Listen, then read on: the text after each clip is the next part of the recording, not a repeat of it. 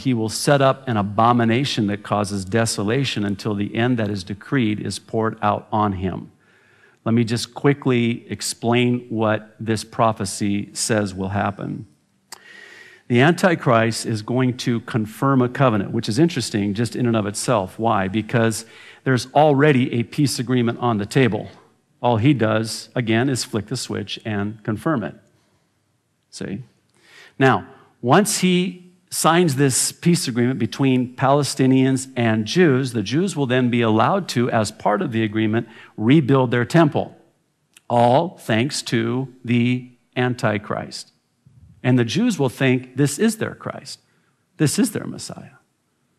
So he's going to, no prime minister, no president, and no one in between has ever been able to, nor will they be able to actually pull this off.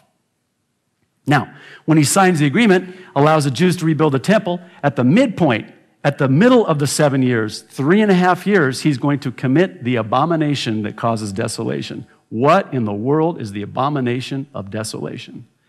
It's when most Bible scholars and teachers believe the Antichrist will commit an abomination in the Jews' newly rebuilt temple by sacrificing an unclean animal in the most holy of holies.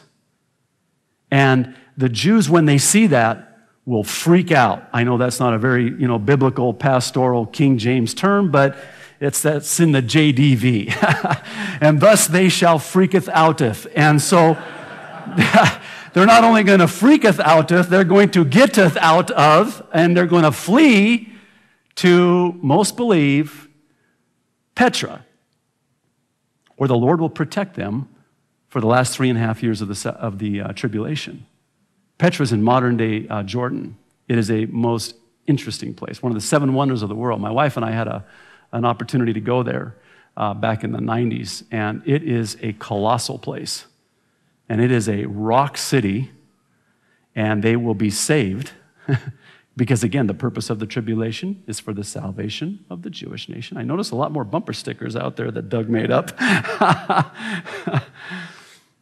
So the Antichrist is going to sign this 7-year agreement, and here's what's going to happen. They're going to now share Jerusalem because they have a pseudo two-state solution, and without disturbing the Dome of the Rock on the Temple Mount, here's a superimposed graphic of what the temple could look like were it to be rebuilt. And by the way, it's believed that this is the exact site of the temple, which it has to be rebuilt on the exact site, and that the Jews could indeed rebuild their temple and not disturb the Dome of the Rock. And this is when all of the world religions come together under the rule and reign of this Antichrist. And even now in Jerusalem, you have the 3 major religions worshiping on 3 different days. Friday is Islam. Saturday, Shabbat, or the Jewish Sabbath. And then Sunday is the, of course, Christian, first day of the week celebration. So you have Islam, Judaism, and Christianity. Now, he's going to bring them all together, and they're all going to be able to worship whatever God they want, apparently. But apparently, he's going to, at 3.5 years, at the midpoint, demand that he be worshiped. See, Satan has always wanted to be worshiped. That's why he was cast out of heaven, because he wanted to ascend his throne above the Most High. Why? So he could be worshiped. So he's going to seemingly solve this problem, and then you'll have this 2-state solution, Jews and Palestinians living side by side in peace and security. It's interesting that the Apostle Paul, writing to the Thessalonian church in his first letter, chapter 5, verse 3, said basically this, I'll paraphrase, when they start using 2 words, peace and security, sudden destruction will come upon them like a woman in labor. 9/11, when President George W. Bush addressed the nation after the attacks on the nation, he made this statement using those 2 exact words.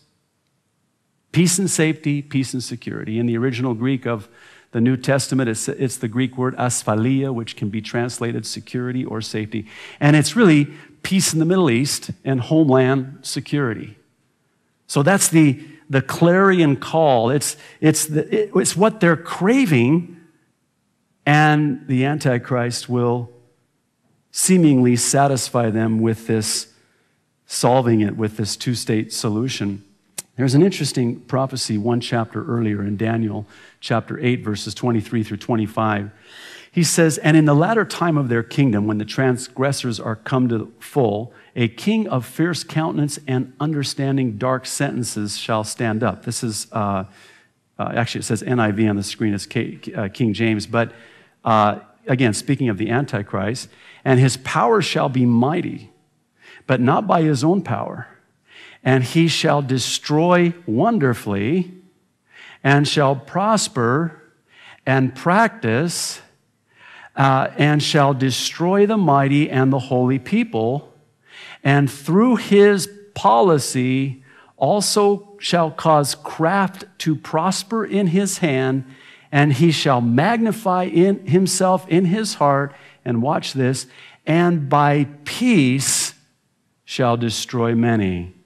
He shall also stand up against the prince of princes," speaking of Jesus, "but he shall be broken without hand." In other words, that's the final battle, and the Lord just takes him out. Interesting. He will destroy many by peace.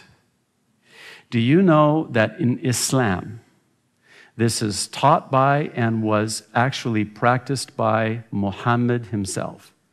Make peace with your enemy, then destroy them. In Islam and in the Palestinian people's, proclamation, they say, in Arabic, not English, peace for us means the destruction of Israel. After Muhammad Saladin, make peace with your enemy, and then you destroy them.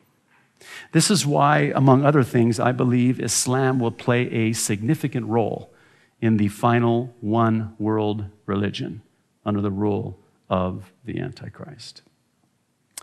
So, not only will he solve the Palestinian problem, as it were, but he'll solve the economic crisis and problem that is just now, I believe, beginning to surface. Can I say it this way? We ain't seen nothing yet. And please don't be so naive as to believe that the financial crisis that we're experiencing here in the United States is exclusive to the United States. Do you understand with globalization how interwoven all of the world's economies are?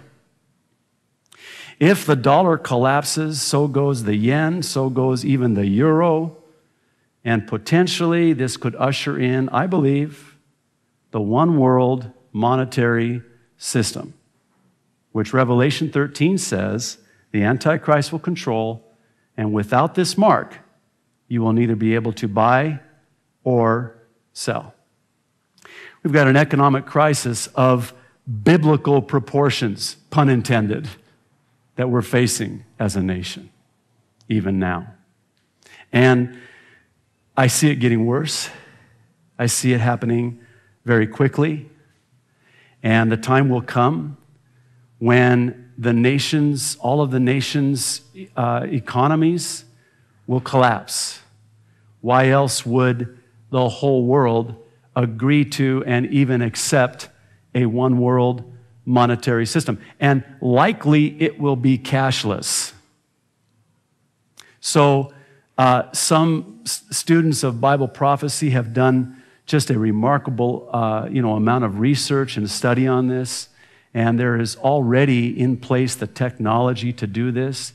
It's only waiting the Antichrist's unveiling and then the subsequent acceptance of the people in the world. So he'll, solve this. And now we're not going to look at this today because of our obvious time constraints, but Lord willing, maybe next Sunday we can look more at the whole financial aspect of how this ties in to his rule over the one world economic system.